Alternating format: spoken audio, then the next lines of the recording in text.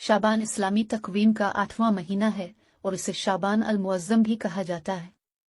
ये एक मुतबर्रिक महीना है और इसमें मुसलमान नफली रोज़े रखते हैं। इस महीने की कुछ खुसूसियात दर्ज झैल हैं। फ़ज़ाइल: शाबान एक फजीलत वाला महीना है और इसमें नेकियों का बड़ा अजर मिलता है। इस महीने में अल्लाह ताला की रहमत आम होती है और नेक अमल करने वालों को बड़ी सवाब मिलता है। रोज़े शाबान में नफली रोज़े रखना बहुत फजीलत का काम है। रसूलुल्लाह सल्लल्लाहु अलैहि वसल्लम इस महीने में अक्सर रोज़े रखते थे। शब बरात: शाबान की 15 और शब को शब बरात कहा जाता है। ये एक अहम शब है और इसमें अल्लाह ताला अपने बंदों पर खास रहमत नाजिल फरमाते हैं। तैयारी: रमज़ान: शाबान को रमज़ान अल मुबारक की तैयारी का महीना भी कहा जाता है। इस महीने में मुसलमान अपने नफ्सों को रमज़ान के लिए तरबियत देते हैं और नेक अमाल की कोशिश करते हैं। शाबान के महीने में मुसलमानों को दर्ज झैल अमाल करना चाहिए। नफली रोज़े रखें: शाबान में नफली रोज़े रखना बहुत फजीलत का काम है। रसूलुल्लाह सल्लल्लाहु अलैहि वसल्लम इस महीने में अक्सर रोज़े रखते थे। शब बरात में इबादत करें: शब बरात एक अहम शब है और इसमें अल्लाह ताला अपने बंदों पर खास रहमत नाजिल फरमाते हैं। इस शब में मुसलमानों को इबादत और रियाजत में मशगूल रहना चाहिए। नेक अमाल की कोशिश करें: शाबान को रमज़ान अल मुबारक की तैयारी का महीना भी कहा जाता है। इस महीने में मुसलमानों को नेक अमाल की कोशिश करनी चाहिए और अपने नफ्सों को रमज़ान के लिए तरबियत देनी चाहिए। शाबान इस्लामी तकवीम का 8वां महीना है और इसे शाबान अल-मुअज़्ज़म भी कहा जाता है। ये एक मुतबर्रिक महीना है और इसमें मुसलमान नफली रोज़े रखते हैं। इस महीने की कुछ खुसूसियात दर्ज झैल हैं। फ़ज़ाइल: शाबान एक फजीलत वाला महीना है और इसमें नेकियों का बड़ा अजर मिलता है। इस महीने में अल्लाह ताला की रहमत आम होती है और नेक अमल करने वालों को बड़ी सवाब मिलता है। रोज़े शाबान में नफली रोज़े रखना बहुत फजीलत का काम है। रसूलुल्लाह सल्लल्लाहु अलैहि वसल्लम इस महीने में अक्सर रोज़े रखते थे। शब बरात: शाबान की 15 और शब को शब बरात कहा जाता है। ये एक अहम शब है और इसमें अल्लाह ताला अपने बंदों पर खास रहमत नाजिल फरमाते हैं। तैयारी: रमज़ान: शाबान को रमज़ान अल मुबारक की तैयारी का महीना भी कहा जाता है। इस महीने में मुसलमान अपने नफ्सों को रमज़ान के लिए तरबियत देते हैं और नेक अमाल की कोशिश करते हैं। शाबान के महीने में मुसलमानों को दर्ज झैल अमाल करना चाहिए। नफली रोज़े रखें: शाबान में नफली रोज़े रखना बहुत फजीलत का काम है। रसूलुल्लाह सल्लल्लाहु अलैहि वसल्लम इस महीने में अक्सर रोज़े रखते थे। शब बरात में इबादत करें: शब बरात एक अहम शब है और इसमें अल्लाह ताला अपने बंदों पर खास रहमत नाजिल फरमाते हैं। इस शब में मुसलमानों को इबादत और रियाजत में मशगूल रहना चाहिए। नेक अमाल की कोशिश करें: शाबान को रमज़ान अल मुबारक की तैयारी का महीना भी कहा जाता है। इस महीने में मुसलमानों को नेक अमाल की कोशिश करनी चाहिए और अपने नफ्सों को रमज़ान के लिए तरबियत देनी चाहिए। शब बरात की हकीकत और इस रात में रिस्क और उम्र की तकसीम की हकीकत के मुतालिक इहाज़ का बयान। सवाल: शब बरात क्या है और क्या ये बात सही है कि इस रात रिस्क की और उम्र की तकसीम होती है? कुरान और हदीस से हवाला देकर रहनुमाई फरमाएं। जवाब: शाबान की 15वीं शब शब बरात कहलाती है, यानी वो रात जिसमें मखलूक को गुनाहों से बुरी कर दिया जाता है। तकरबा 10 सहाबा किराम रज़ी अल्लाह अन्हुम से इस रात के मुतालिक अहादीस मनकूल हैं। एक हज़रत आयशा रज़ी अल्लाह अन्हा फरमाती हैं कि शाबान की 15वीं शब में मैंने नबी करीम सल्लल्लाहु अलैहि वसल्लम को अपनी आरामगाह पर मौजूद न पा तो तलाश में निकली। देखा कि अब जन्नत अल-बकी यानी कब्रिस्तान में है। फिर मुझसे फरमाया कि आज शाबान की 15वीं रात है। इस रात में अल्लाह ताला आसमान दुनिया पर नुज़ूल फरमाता है और कबीला बनी कलब की बकरियों के बालों की तादाद से भी ज्यादा गुनाहगारों की बख्शिश फरमाता है।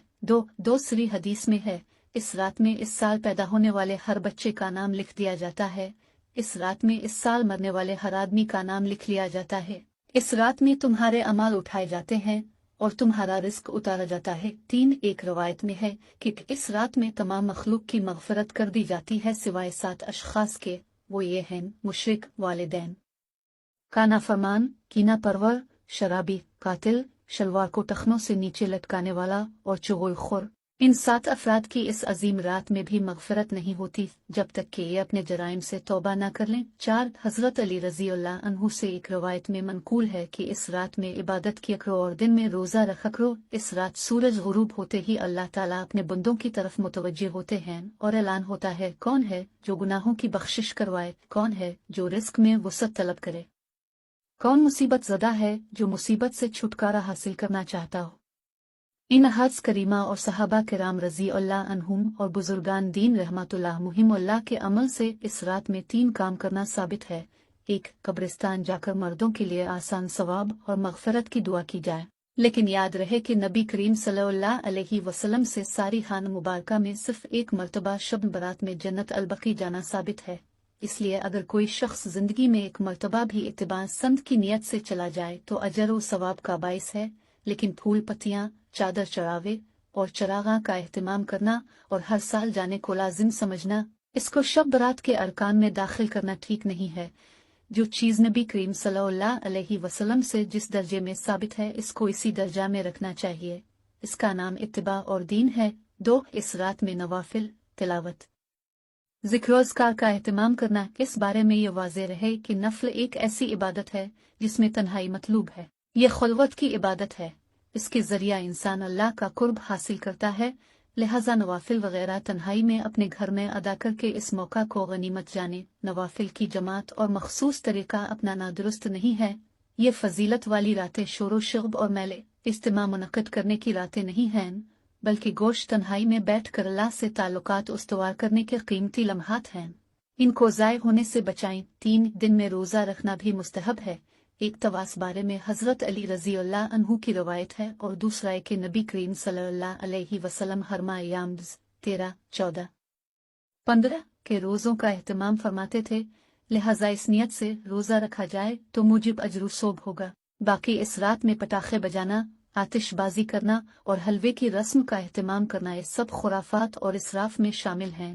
शैतान उन फजूलियात में इंसान को मशगूल करके अल्लाह की मग़फ़िरत और इबादत से महरूम कर देना चाहता है और यही शैतान का असल मकसद है। बहरहाल इस रात की फजीलत बेअसल नहीं है और सलफ़ सालिहीन ने इस रात की फजीलत से फ़ायदा उठाया है। आखिरी वक्त की पेशिनगोई में सुर्ख हीफर और तीसरा मंदिर मूसा के ज़माने से लेकर अब तक सिर्फ 9 सुर्ख बकरियां कुर्बान की गई हैं। अब इसराइल में 10 और सुर्ख गाय की कुर्बानी के लिए एक बड़े पैमाने पर कुर्बान गाह बनाई गई है और बहुत ज्यादा कयास आराइयां की जा रही हैं कि ये जल्द ही हो सकता है जैतून के पहाड़ पर सुर्ख गाय की कुर्बानी की जरूरत होगी और वो जमीन जहां कुर्बानी की जाएगी रबी इत्शक मामू की मलकियत है। तकरीबन 1900 साल की जलावतनी के दौरान यहूदी लोग इसराइल वापस आने, यरूशलेम में तीसरा मंदिर बनाने और मंदिर की खिदमत को बहाल करने के लिए तड़प रहे थे। लेकिन मंदिर की खिदमत पीरा अदुमा सुर्ख गाय के बगैर शुरू नहीं हो सकती। एक गाय का मुकद्दस मंदिर की तामीर नौ से क्या ताल्लुक है? एक सादा जानवर ऐसे यादगार वाकया की कामयाबी या नाकामी में कैसे अहम किरदार अदा कर सकता है? खुदा का कलाम कहता है कि सिर्फ सुर्ख गाय हैकल को दोबारा तामीर करने के लिए दरकार बाइबल की पाकीज़गी को बहाल कर सकती है। रीड हीफर की राख और रस्म की पाकीज़गी। एक आदमी जो पाक होगा वो गाय की राख को जमा करे और इसे खैमागाह के बाहर एक रस्मी तौर पर साफ जगह पर रखे।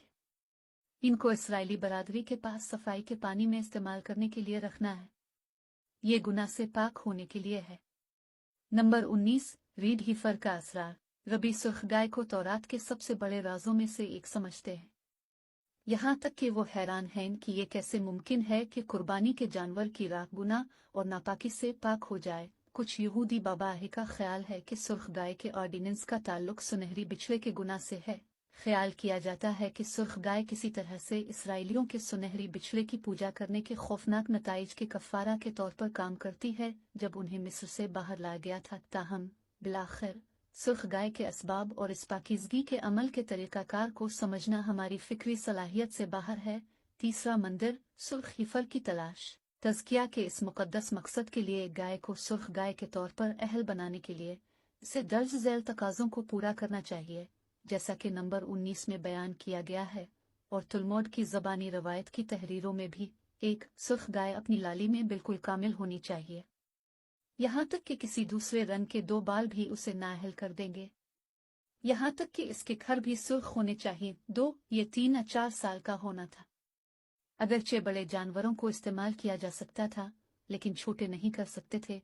3, ये किसी भी किस्म के अंदरूनी या बैरूनी नक्स आदाग से पाक होना चाहिए। 4, इसे किसी भी किस्म की जिस्मानी मशक्कत के लिए इस्तेमाल नहीं किया जाना चाहिए और इसे कभी जुए के नीचे नहीं रखा गया है, एक बार भी नहीं।